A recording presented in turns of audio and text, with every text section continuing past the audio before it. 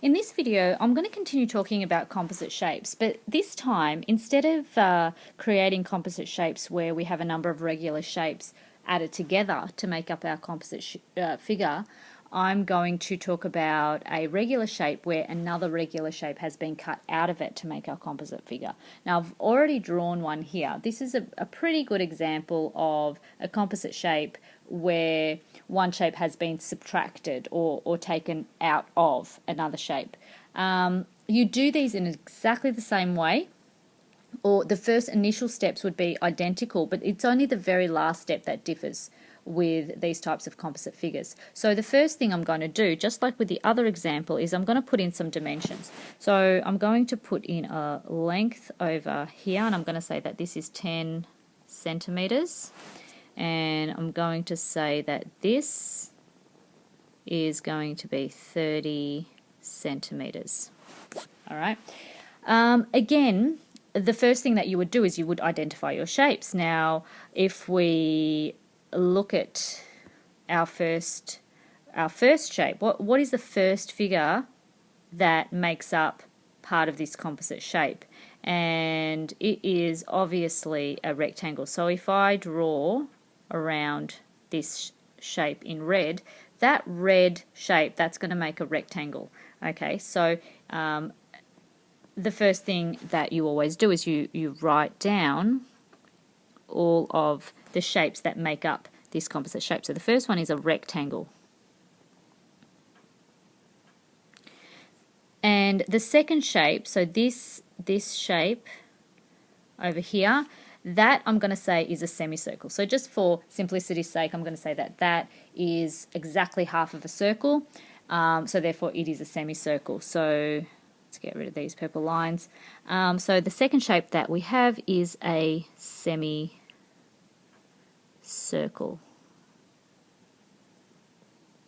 Okay, so a semicircle has been cut out of a rectangle to leave behind this shape over here that has been shaded in that blue.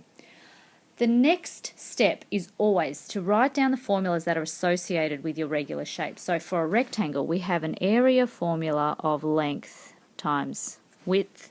And for a semicircle, now a semicircle is half of a complete circle. If a circle has an area formula of pi r squared, so a semicircle has got an area formula of pi r squared over 2.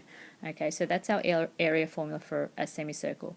The next thing would be to state your variables for each one of these formulas. For a rectangle, we've got L and W. Now, the length and the width of the rectangle is stated on the figure already. It's the 10 centimeters and 30 centimeters. So you're looking at, in this case, L equals 10 centimeters, W equals 30 centimeters. Okay, and you can substitute those variables into your formula and you can get your area of that rectangle. So area is, length is 10 times width is 30. 10 times 30 is 300 centimeters squared. So the area of that red rectangle, that's going to give you 300 centimeters squared.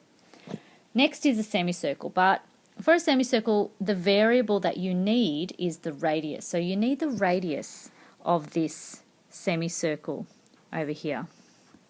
So you need the radius. So you need this length here. And that's not stated on our figure, but we can still get it because we've got other properties that exist in this composite shape.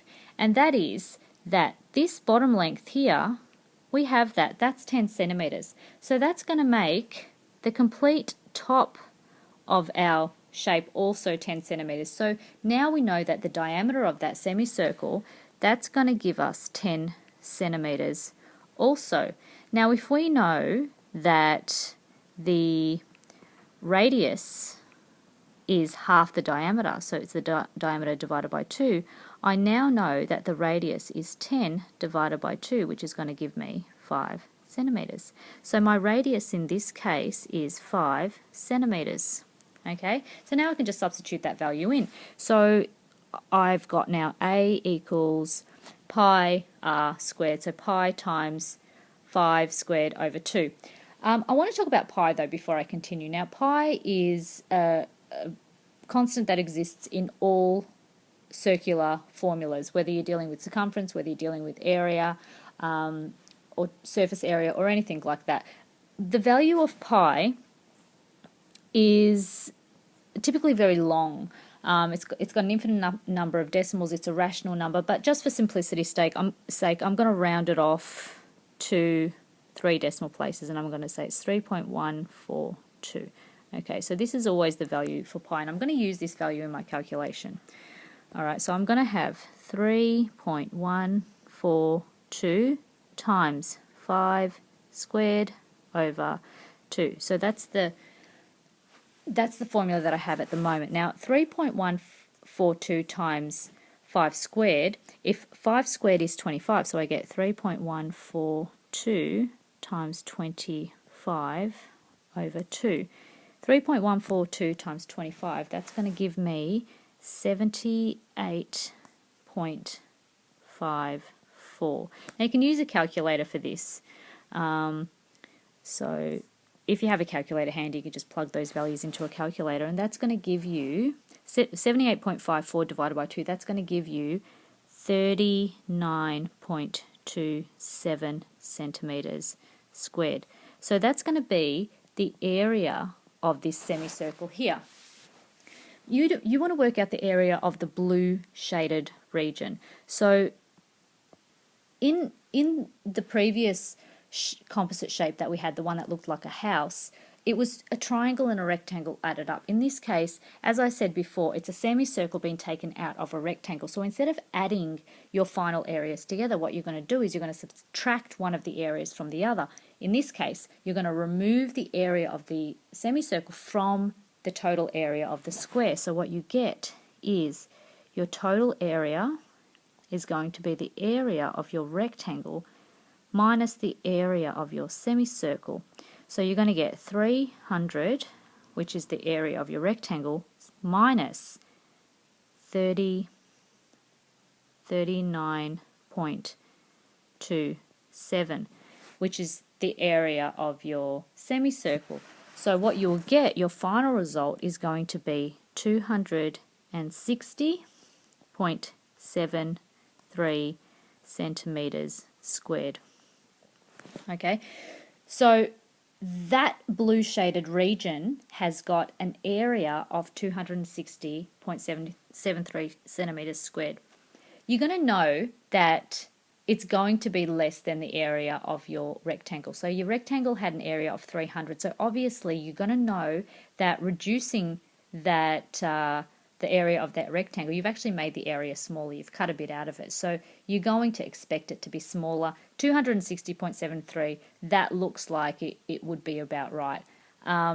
So remembering that you have 2 types of composite shapes. You've got composite shapes where you are adding regular shapes together to get that composite figure, and there are composite shapes where you are removing one regular shape from another regular shape to get that composite figure.